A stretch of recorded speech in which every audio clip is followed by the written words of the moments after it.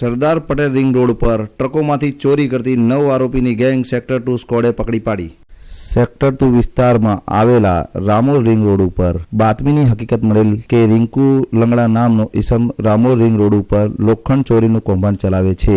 બાતમીની હકીકતની ખાતરી કરી સત્ય જણાતા વહેલી સવારે સેક્ટર 2 સ્ક્વોડના પોલીસ ઇન્સ્પેક્ટર SV સિસારા તથા તેમની ટીમે વસ્ત્રાલ 4 રસ્તા પાસે RFO કેમ્પની બાજુમાં SBIની પાછળ ખુલ્લી જગ્યામાં રેડ કરી 86 લાખના મુદ્દામાલ સાથે આરોપીની ધરપકડ કરી હતી।